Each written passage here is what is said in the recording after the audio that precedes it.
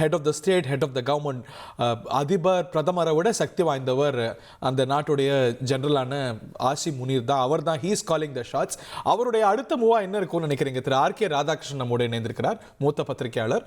So அவர் தான் இதை தூண்டினார், இதுக்கு சூத்திரதாரியா, இந்த எஸ்கலேஷனுக்கு சூத்திரதாரியா அவரை தான் நம்ம பார்க்கிறோம். ஸோ பாகிஸ்தானுடைய அடுத்த மூவா என்ன இருக்கும்னு நினைக்கிறீங்க? அவங்க கிளைம் டவுன் பண்ணுவாங்களா, இல்லை நம்ம கேந்திரங்களுக்கு தாக்குதல் இல்லை அப்படின்னு, இல்லை இது ஒரு லாஸ் ஆஃப் ஃபேஸா பார்த்து இது அவங்க மேலும் எஸ்கலேட் பண்ணுவாங்களா?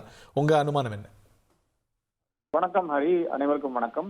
இதுல அடுத்த மூவா அவர்கள் ஏற்கனவே ஆரம்பித்து விட்டார்கள். அதாவது இந்த போஃபோஸ் போன்ற அந்த ஆர்ட்லரிகள் இருக்குல்லையா, அந்த ஆர்ட்லரி ஃபயரிங் ஆரம்பிச்சிருக்காங்க.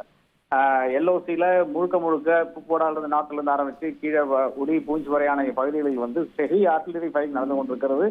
அதுல நமக்கு உயிர் சேதமும், அதே மாதிரி நம்முடைய இது உடைமை சேதமும் நடந்து கொண்டுதான் இருக்கிறது. அதே மாதிரி இந்தியன் ஆர்மியும் அதுக்கு பதிலடி கொடுத்து கொண்டுதான் இருக்கிறது.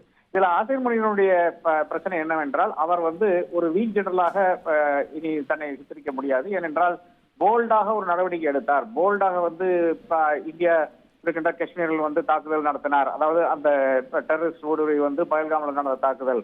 அப்போ அதே மாதிரி ஒரு போல்ட் ஆக்ஷன் எடுக்கக்கூடிய ஒரு கட்டாயத்துக்கு அவர் தள்ளப்படுகிறார். ஏனென்றால் இப்போது அவர் ஒன்றும் செய்யாமல் இருந்தால் நிச்சயமாக அவர் ஒரு ஃபயரிங் ஸ்குவாடை ஃபேஸ் பண்ண வேண்டிய அந்த கட்டாயம் வரும். எப்படி உள்ளே ராணுவத்துக்குள்ளேயே அழுத்தங்கள் வந்துரும் அவரை நீக்கிறதுக்கு, தூக்கிறதுக்கு, மாத்துறதுக்கு. நிச்சயமாக என்டையர், அதாவது அந்த நாடு என்பது ராணுவத்துக்காக இருக்கின்ற ஒரு நாடு.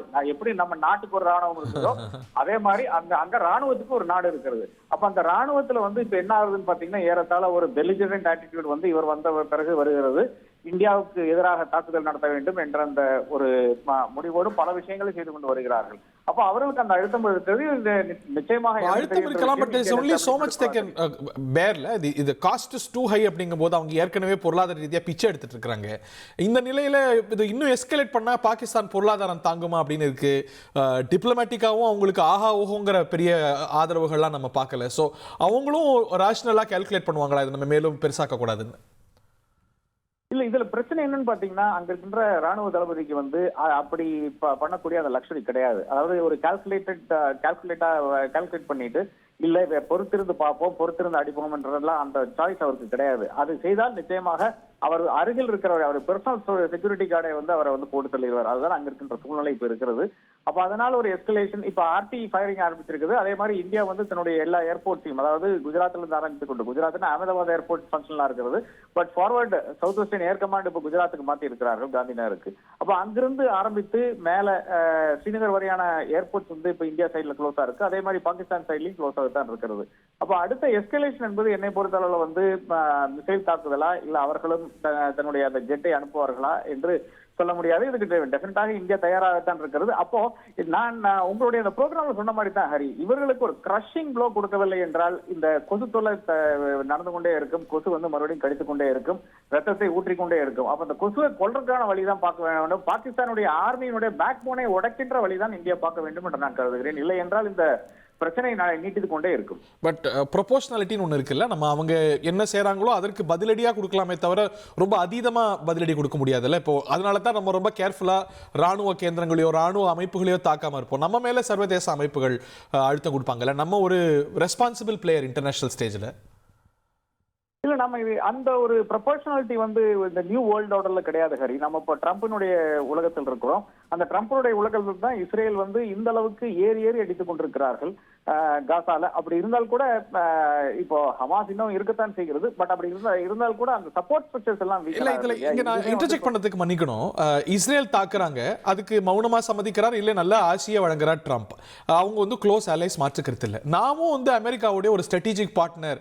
அந்த காலெல்லாம் முடிஞ்சு போச்சு, கோல்டு வார் காலெல்லாம் முடிஞ்சு போச்சு, பாகிஸ்தான் அமெரிக்கா சப்போர்ட் பண்ண காலெல்லாம் முடிஞ்சு போச்சு அப்படின்னு எதிர்பார்க்கும் போது அமெரிக்கா இன்னைக்கு நம்மளை கண்டம் பண்ணல. பட் ஒரு அன்ஈக்விவோக்கல் சப்போர்ட் அவங்கள்ட்ட இருந்து வரல. அவங்களுக்கு விளக்கம் கொடுக்கக்கூடிய இடத்துல நம்ம இருக்கோம்ல. இந்த ட்ரம்ப் எரா அதையும் மாத்திருக்கோம். நிச்சயமாக அதை மாற்றி இருக்கிறது. ஏனென்றால் இப்ப இருக்கின்ற நம்ம சூழ்நிலையில் வந்து யாரை அடித்தாலும் யாரும் கேட்கறதுக்கு ஆளுநாதனும் இல்லை என்ற ஒரு நிலைதான் இருக்கிறது. அமெரிக்கா ஒரு காலத்துல ஒரு மாரல் ஸ்டாண்டிங் இருந்தது. இப்ப பைடன் காலத்துல கூட ஓரளவுக்கு ஒரு மாரல் ஸ்டாண்டிங் இருந்த ஒரு காலமாகத்தான் நான் பார்க்கிறேன். ஆனா இப்ப ட்ரம்பினுடைய காலத்துல அப்படி கிடையாது. தன்னுடைய அந்த இன்ட்ரெஸ்ட் மட்டும் தான் பார்க்கிறார்கள்.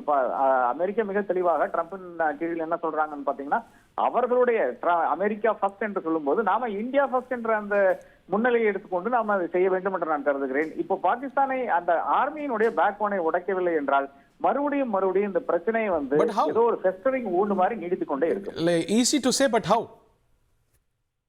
அவனா நிச்சயமாக நாம வந்து இப்போ நடத்தின ஒரு லிமிடெட் ஸ்ட்ரைக் தான் நடத்தி இருக்கிறோம். இதே மாதிரி ஒரு சர்ப்ரைஸ், அதாவது மிக தெளிவாக இந்த சிவிலியன் இதற்கு மாக் ட்ரில்ஸ், அது ஒரு நல்ல ஒரு திசை திருப்பும் விதமாக இருந்தது. அதுக்கு நடுவுல வந்து நம்ம போய் பூந்து அடிச்சோம். அதே மாதிரி ஒரு ஆப்பர்ச்சுனிட்டி வரும். அது இன்றைக்கு வருமா நாளைக்கு வருமான்றது நம்ம சொல்ல முடியாது. அப்ப எப்போ வருகிறதோ அந்த ஆப்பர்ச்சுனிட்டியை வைத்துக் கொண்டு நம்ம முழுக்க காலி பண்ண வேண்டும். அது இப்போது ஒரு பெலிஜரண்ட் ஏதோ ஒரு அட்டாக் வந்து இப்ப பாகிஸ்தான் செய்திருந்தால் அதை ஒரு சாக்காக வைத்துக் கொண்டு தாராளமாக இந்த கராச்சி பிளாக்கேடோ, அதாவது அங்க வர்த்தகம் பிளாக்கேட் பண்ணி அவர்களை வந்து ஏறத்தாழ நம்ம வந்து அந்த குரல்வையை நகுக்கிற மாதிரியான விஷயங்கள் தான் செய்ய வேண்டும். இல்லை என்றால் இது தொடர்ந்து கொண்டே இருக்கும். இது இந்தியாவுக்கு ஒரு பெரும் நியூசன்ஸாகத்தான் இருக்கும் என்று நான் கருதுகிறேன். இன்னைக்கு நீங்க பார்த்திருப்பீங்க ஹரி, ஆப்கானிஸ்தான் இருக்கின்ற தாலிபானும் ப்ரோ தாலிபானும் ஆன்டி தாலிபானும் வந்து இன்னைக்கு வந்து இந்தியாவை வாழ்த்தி கொண்டிருக்கிறார்கள் இந்த ஸ்ட்ரைக்குக்காக. அப்ப நமக்கு அந்த பக்கம் இருந்து சப்போர்ட் இருக்கிறது. அந்த வழியும் நாம் யோசிக்க வேண்டும் என்று நான் கருதுகிறேன்.